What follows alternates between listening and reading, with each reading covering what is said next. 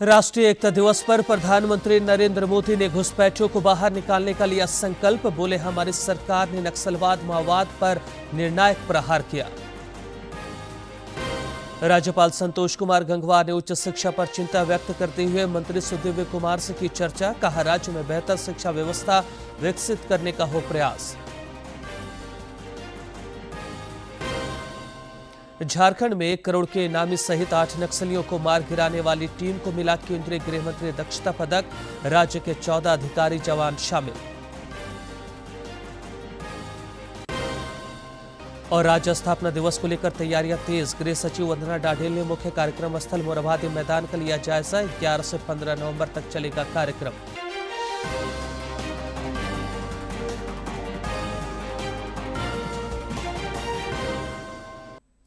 नमस्कार, खबरें झारखंड में स्वागत है आपका। मैं हूं रियाज आलम और अब समाचार विस्तार से।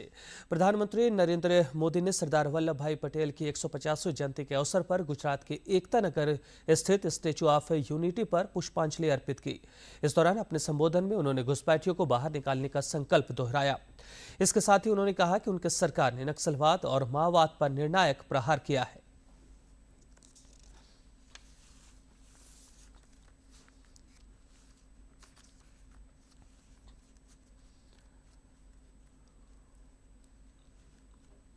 के बाद हमारी सरकार ने नक्सलवाद माओवादी आतंक पर प्रचंड प्रहार किया। हमने शहरों में बैठे अर्बन नक्सलियों के समर्थकों, अर्बन नक्सलियों को भी किनारे लगाया। हमने वैचारिक लड़ाई भी जीती और नक्सलियों के गढ़ में जाकर उनसे मोर्चा लिया। इसका परिणाम आज देश के सामने है। 2014 के पहले देश के करीब 125 जिले माओवादी आतंक की चपेट में थे। आज ये संख्या केवल 11 बची है और उसमें भी सिर्फ 3 जिलों में ही नक्सलवाद अभी भी कुछ गंभीर रूप से हावी है। और आज मैं सरदार पटेल के सानिध्य में एकता नगर की इस धरती से पूरे देश को भरोसा दिलाता हूं,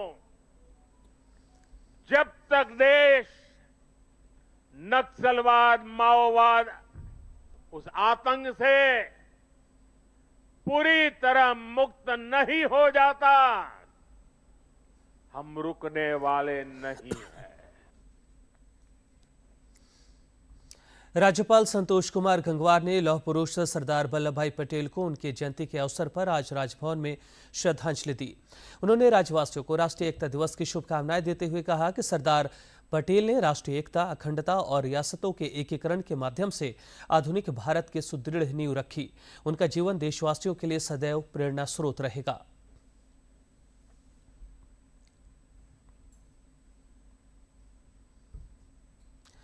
मुख्यमंत्री हेमंत सोरेन ने भी सरदार वल्लभ भाई पटेल की जयंती पर उन्हें नमन किया। एक सोशल मीडिया पोस्ट में उन्होंने लिखा, देश की एकता और अखंडता को सशक्त आधार प्रदान करने के लिए सरदार वल्लभ भाई पटेल का योगदान सदियों तक लोगों को प्रेरित करता रहेगा।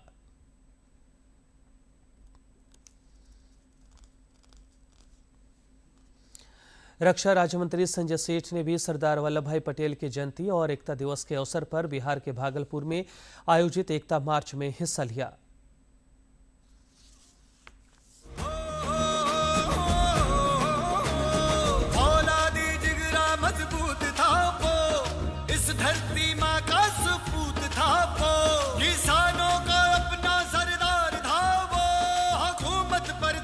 सरदार था वो, देश को जोड़ा शिल्पकार था वो, सोमनाथ का जीर्णोद्वार था वो, ऋण आज उसका चुका रहे हैं हम।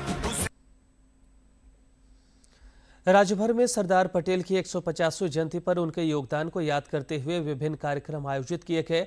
लौनगरी जमशेदपुर में भी सरदार वल्लभ भाई पटेल की जयंती मनाई गई। इस अवसर पर बिष्टुपुर स्थित उनकी प्रतिमा पर सांसद विद्युत वरण महतो और भाजपा के वरिष्ठ नेत्री मीरा मुंडा समेत कई लोगों ने माल्यार्पण कर श्रद्धांजलि अर्पित की।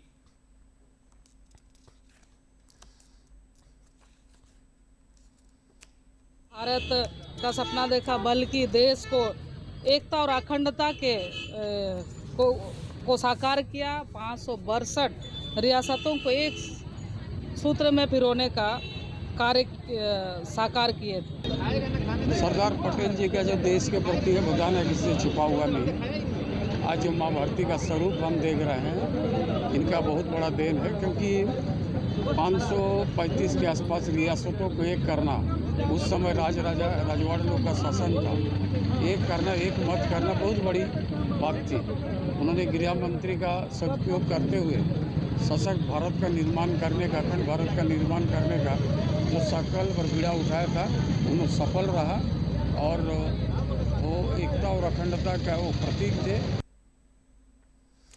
पलामू के मेदिनीनगर स्थित टाउन हॉल में सरदार वल्लभ भाई पटेल की जयंती और पूर्व प्रधानमंत्री इंदिरा गांधी की पुण्यतिथि मनाई गई।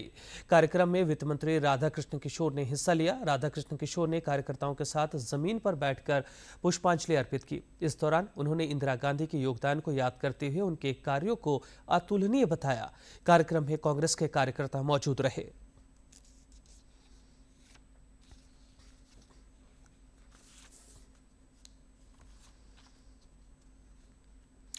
दूरदर्शन केंद्र रांची में राष्ट्रीय एकता दिवस के अवसर पर सभी अधिकारियों और कर्मियों ने एकता की शपथ ली। केंद्र के सहायक निदेशक अभियांत्रिकी किशोर कुमार साहू ने एकता, अखंडता और सुरक्षा बनाए रखने की शपथ दिलाई। इस दौरान सभी ने देश की आंतरिक सुरक्षा सुनिश्चित कराने का भी संकल्प लिया और अपने देशवासियों के बीच यह संदेश फैलाने का भी भरसक प्रयत्न करूंगा। मैं यह शपथ अपने देश की एकता की भावना से ले रहा हूं, जिसे सरदार वल्लभ भाई पटेल की दूरदर्शिता एवं कार्यों द्वारा संभव बनाया जा सका। मैं अपने देश की आंतरिक सुरक्षा सुनिश्चित करने के लिए अपना योगदान करने का भी सत्य निष्ठा से संकल्प करता हूं।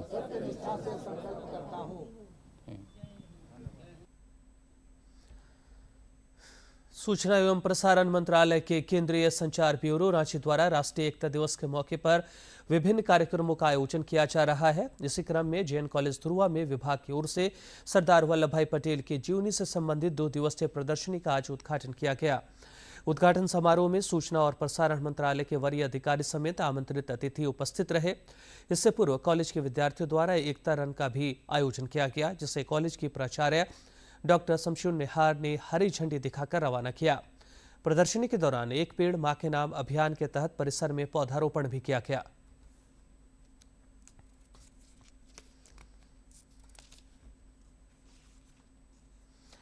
राज्यपाल संतोष कुमार गंगवार ने आज उच्च एवं तकनीकी शिक्षा मंत्री सुदिव्य कुमार से मुलाकात की। इस दौरान राज्यपाल ने उन्हें राज्य में उच्च शिक्षा की स्थिति में गुणवत्तापूर्ण सुधार को लेकर आवश्यक निर्देश दिए। मुलाकात के क्रम में राज्यपाल ने कहा कि राज्य में ऐसा शैक्षणिक वातावरण बनाने का प्रयास होना चाहिए जिससे अन्य राज्यों के विद्यार्थी भी यहां आकर शिक्षा ग्रहण करने को लेकर उत्सुक रहें।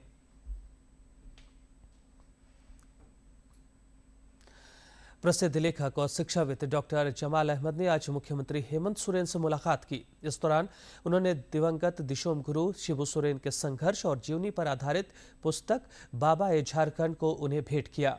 मुख्यमंत्री ने इस मुलाकात के संबंध में सोशल मीडिया पर एक तस्वीर साझा करते हुए लेखक के प्रति आभार जताया। प्रधानमंत्री नरेंद्र मोदी आज अंतर्राष्ट्रीय आर्य महासम्मेलन में शामिल हुए। आर्य समाज की सेवा के 150 वर्ष पूरे होने के उपलक्ष्य में आयोजित कार्यक्रम में प्रधानमंत्री ने कहा कि यह अवसर किसी एक वर्ग या समुदाय तक सीमित नहीं है, बल्कि यह पूरे राष्ट्र की वैदिक पहचान और सांस्कृतिक एकता से जुड़ा हुआ है।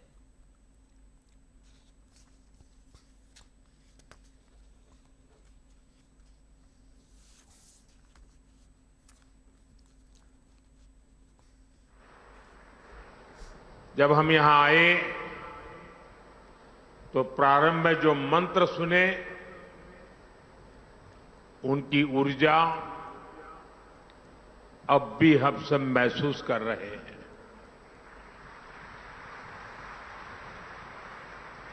जब भी मुझे आपके बीच आने का अवसर मिला और जब जब मैं आया, वो अनुभव दैवीय अनुभव होता है, अद्भुत अनुभव होता है। और ये स्वामी दयानंद जी का आशीर्वाद है, उनके आदर्शों के प्रति हम सबकी श्रद्धा है।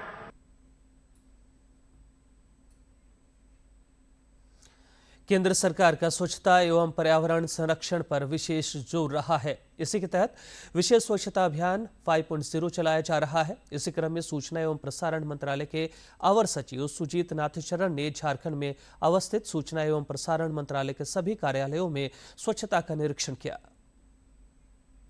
सूचना एवं प्रसारण मंत्रालय के अवर सचिव सुजीत नाथचरण रांची पहुंचे। उन्होंने विशेष स्वच्छता अभियान 5.0 के तहत आकाशवाणी, दूरदर्शन केंद्र और पत्र सूचना कार्यालय के साफ सफाई का अवलोकन किया। निरीक्षण के पहले दूरदर्शन केंद्र के उप महानिदेशक अभियांत्रिकी दुर्गाचरण हेमरम ने सामूहिक रूप से अवर सचिव का स्वागत किया। सूचना एवं प्रसारण मंत्रालय के अवर सचिव सुजीत नाथ चरण ने कार्यालयों का निरीक्षण कर स्वच्छता को लेकर प्रसन्नता जताई और कर्मचारियों की सराहना की। हमारे श्री माननीय प्रधानमंत्री श्री नरेंद्र मोदी जी ने सभी कार्यालयों और सार्वजनिक स्थलों में साफ सफाई का अभियान चलाया है, जो 2014 से इसकी शुरुआत की थी। उसके बाद यह प्रत्येक वर्ष मनाया जाता है, जिसके तहत जितने भी सरकारी कार्यालय हैं उनमें साफ सफाई की जाती है। और इसी क्रम में मैं ये बिहार और झारखंड का निरीक्षण करने आया हूँ, जिसमें मैंने पाया कि रांची का दूरदर्शन केंद्र और आकाशवाणी केंद्र और पीआईबी बहुत ही साफ़ सुथरा है। यहाँ के ऑफिसर और कर्मचारी और अन्य जो भी यहाँ के जो स्टाफगण हैं वो उनका काम काबिल तारीफ है। उन्होंने इस अभियान का बहुत अच्छी तरह से सफल संचालन किया है। अवर सचिव इस दौरान पत्र सूचना कार्यालय में किए गए स्वच्छता के उपायों को देख काफी खुश हुए। इस दौरान उन्होंने एक पेड़ मां के नाम अभियान के तहत पौधारोपण भी किया और पर्यावरण को हरा भरा रखने में सभी के सहयोग की अपील की। देखिए, एक पेड़ के नाम मां के नाम का अभियान की शुरुआत हमारे प्रधानमंत्री जी ने शुरुआत की थी, ताकि हर व्यक्ति अपनी मां के नाम पर एक पेड़ लगाए और लगाने के बाद उस पेड़ की देखभाल एक परिवार के सदस्य की तरह करे। निरीक्षण के क्रम में दूरदर्शन केंद्र के सहायक निदेशक अभियांत्रिकी किशोर कुमार साहू, कार्यक्रम प्रमुख सुधीर कुमार, आहरण एवं वितरण अधिकारी सुशील कुमार, कार्यक्रम अधिशासी पूर्णिमा कुमारी, सहायक अभियंता कविता बेहरा, पत्र सूचना कार्यालय के मीडिया एवं संचार अधिकारी राजेश सिन्हा, क्षेत्रीय प्रसार अधिकारी ओंकार नाथ पांडे समेत कई अधिकारी और कर्मचारी मौजूद रहे। डीडी न्यूज के लिए रांची से सहयोगी राज मनोहर और सौरभ कुमार के साथ प्रणय प्रबोध की रिपोर्ट।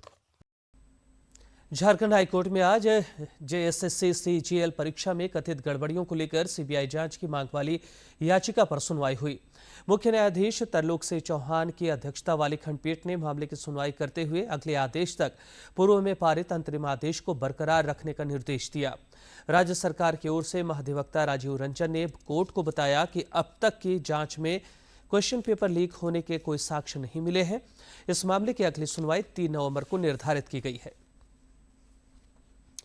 झारखंड में 1 करोड़ के इनामी सहित 8 नक्सलियों को मार गिराने वाली टीम को केंद्रीय गृह मंत्री दक्षता पदक मिला है। झारखंड पुलिस और सीआरपीएफ के 14 जांबाज अधिकारियों और जवानों को उनकी वीरता के लिए यह प्रतिष्ठित सम्मान दिया गया है।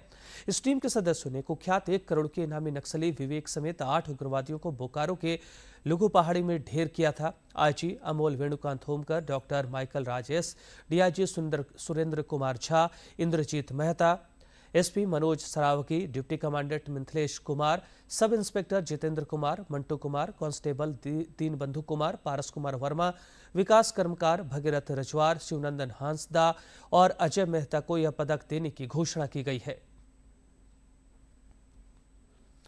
झारखंड राज्य स्थापना दिवस समारोह की तैयारियां शुरू हो गई है। राज्य में होने वाले मुख्य समारोह का आयोजन राजधानी रांची के मोरहाबादी मैदान में 11 से 15 नवंबर तक होगा। तैयारियों को लेकर गृह सचिव वंदना डाडेल ने आज कार्यक्रम स्थल का जायजा लिया और मौके पर मौजूद अधिकारियों को आवश्यक दिशा निर्देश दिए।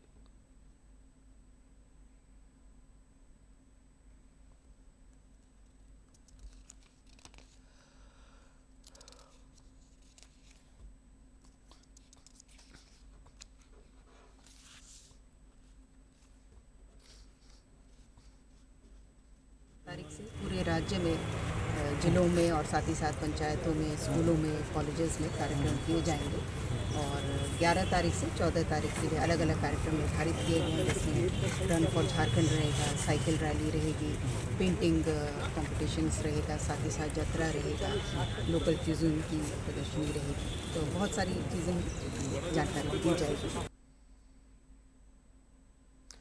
घाटशिला विधानसभा उपचुनाव को लेकर राजनीतिक दलों में सरगर्मी तेज है। सभी पार्टियां मतदाताओं को आकर्षित करने के लिए एड़ी चोटी का जोर लगा रही हैं। इस क्रम में भाजपा द्वारा जादूगोड़ा में चुनाव कार्यालय का उद्घाटन किया गया। कार्यकारी प्रदेश अध्यक्ष आदित्य प्रसाद साहू ने एनडीए प्रत्याशी बाबूलाल सोरेन की मौजूदगी में चुनाव कार्यालय का उद्घाटन किया।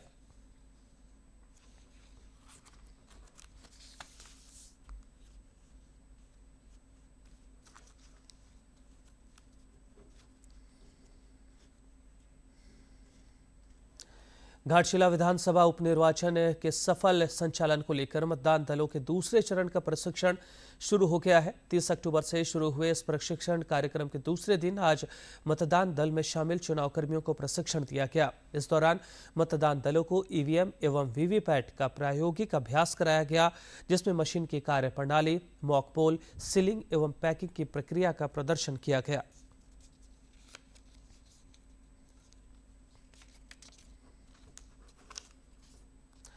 घाटशिला विधानसभा उपचुनाव में झामुमो से सोमेश सोरेन को प्रत्याशी के रूप में चुनावी मैदान में उतारा गया है, जिन्हें भाकपा माले ने अपना समर्थन दिया है।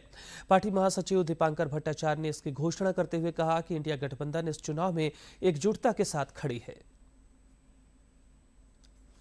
पूरा इंडिया गठबंधन एक साथ है।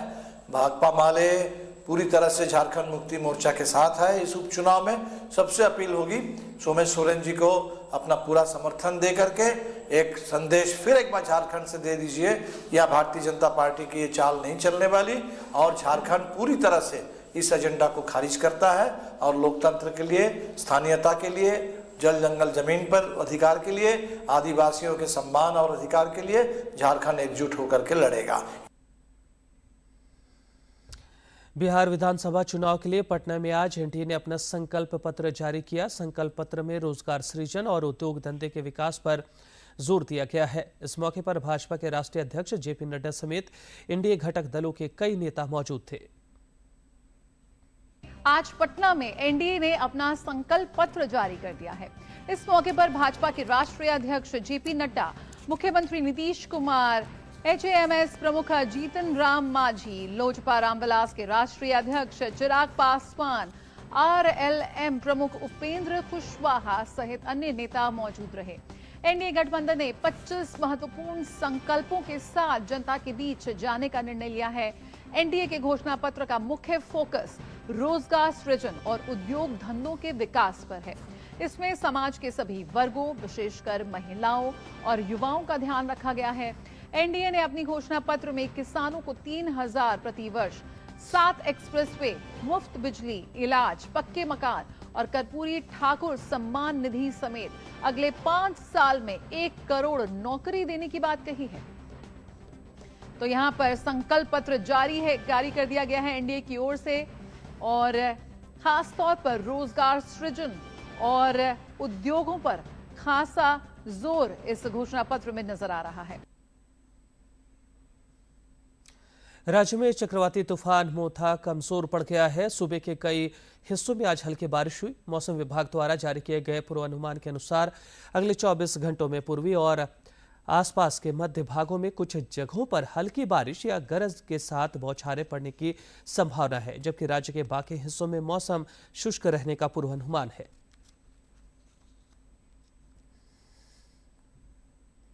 मोंथा चक्रवात के कारण राज्य के कई हिस्सों में फसलों को काफी नुकसान पहुंचा है।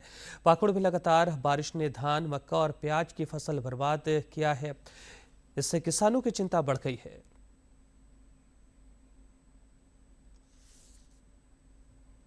पाकुड़ जिले में बीते 2 दिनों की बेमौसम बारिश ने किसानों की मेहनत पर पानी फेर दिया है। जिले के 6 प्रखंडों में धान और मक्का की फसलों को भारी नुकसान हुआ है। कई किसानों के खेतों में लगी फसलें पूरी तरह बर्बाद हो गई हैं, जबकि सदर प्रखंड के कुछ गांवों में प्याज की फसल भी प्रभावित हुई है। किसान अब सरकार से मुआवजे की उम्मीद कर रहे हैं। हम लगाए थे 7 बीघा में 4 बीघा गिर गया है। सरकार से कुछ मदद देता तो अच्छा होता। मैंने ये हम लोग का मांग था। मैंने मेरा नहीं, पूरा सारकोल में पूरा गिर गया। 100 बीघा ऐसे हुआ, मेरा अकेले का नहीं हुआ है। कृषि विभाग ने फसलों के नुकसान का आकलन शुरू कर दिया है। जिला कृषि पदाधिकारी मृत्युंजय कुमार ने बताया कि धान और मक्का को सबसे ज्यादा क्षति पहुंची है। जिन किसानों ने प्रधानमंत्री फसल बीमा योजना का लाभ लिया है, उन्हें नियमों के तहत मुआवजा दिया जाएगा। हम लोग जो धान और मक्का 2 फसल चूँकि प्रधानमंत्री फसल बीमा योजना के अंतर्गत कवर है, उसमें जिन किसानों ने इस योजना के अंतर्गत अपने आप को कवर किया है, तो उन किसानों को हम अपने तरफ से कहना चाहेंगे कि वे अपना क्लेम कर सकते हैं फसल बीमा के लिए। फसल बीमा के अंतर्गत जो उनका चूंकि कवर है तो क्लेम कर सकते हैं। फसलों के व्यापक नुकसान से जहां किसानों के सामने आर्थिक संकट गहराने का खतरा है, वहीं प्रशासन ने राहत प्रक्रिया शुरू कर दी है। कृषि विभाग द्वारा नुकसान का आकलन किया जा रहा है और बीमा योजना के तहत किसानों को सहायता देने की तैयारी चल रही है। पाकुड़ से रामप्रसाद सिन्हा की रिपोर्ट। अमृत भारत स्टेशनों में लोहरदगा रेलवे स्टेशन को भी शामिल किया गया है। अब इस स्टेशन का सौंदर्यीकरण किया जा रहा है और यात्रियों को तमाम अत्याधुनिक सुविधाएं मुहैया हो पाएंगी। अमृत भारत स्टेशन योजना में लोहरदगा रेलवे स्टेशन का नाम शामिल होने के बाद स्टेशन के सौंदर्यीकरण का कार्य जोर शोर से चल रहा है और स्टेशन पर यात्रियों के लिए तमाम अत्याधुनिक सुविधाएं उपलब्ध होंगी। लोहरदगा रेलवे स्टेशन पर राजधानी एक्सप्रेस सहित कई ट्रेनों का परिचालन होता है और रोज हजारों की संख्या में यात्री स्टेशन पहुंचते हैं।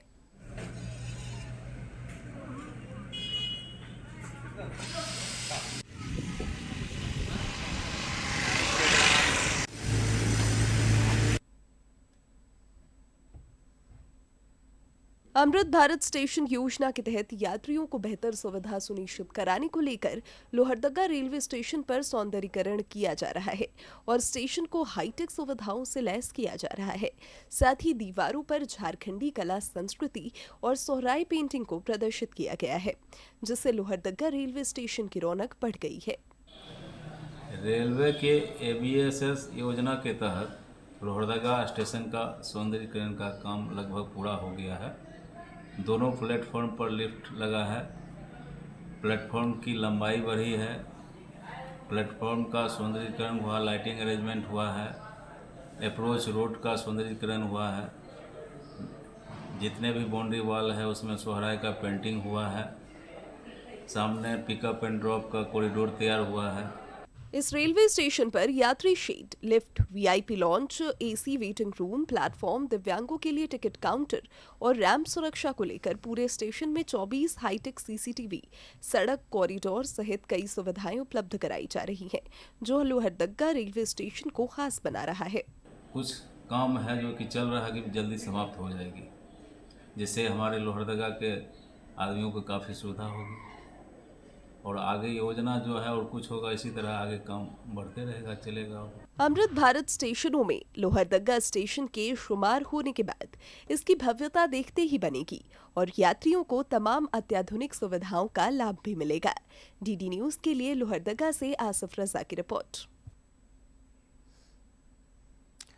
और अब कुछ खबर राज्य के विभिन्न जिलों से फटाफट अंदाज में।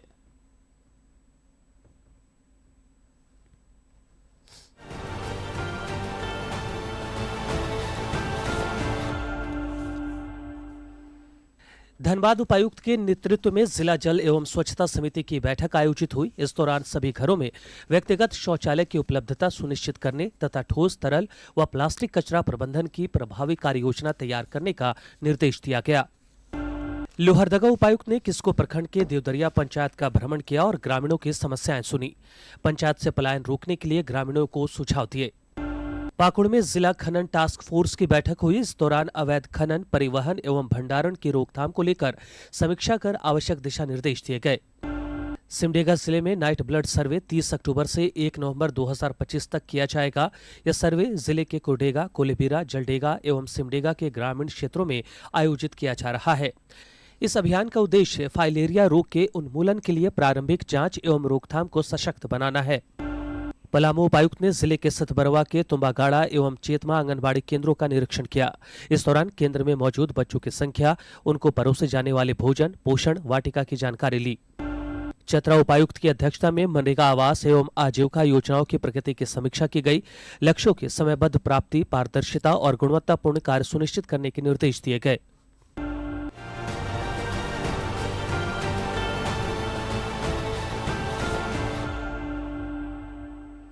और अंत में मुख्य समाचार।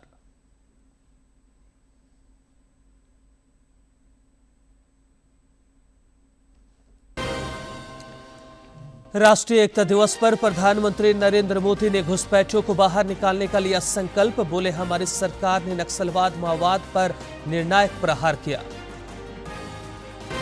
राज्यपाल संतोष कुमार गंगवार ने उच्च शिक्षा पर चिंता व्यक्त करते हुए मंत्री सुदीव्य कुमार से की चर्चा। कहा, राज्य में बेहतर शिक्षा व्यवस्था विकसित करने का हो प्रयास। झारखंड में 1 करोड़ के इनामी सहित 8 नक्सलियों को मार गिराने वाली टीम को मिला केंद्रीय गृह मंत्री दक्षता पदक। राज्य के 14 अधिकारी जवान शामिल। और राज्य स्थापना दिवस को लेकर तैयारियां तेज। गृह सचिव वंदना डाढेल ने मुख्य कार्यक्रम स्थल मोरहाबादी मैदान का लिया जायजा। 11 से 15 नवंबर तक चलेगा कार्यक्रम।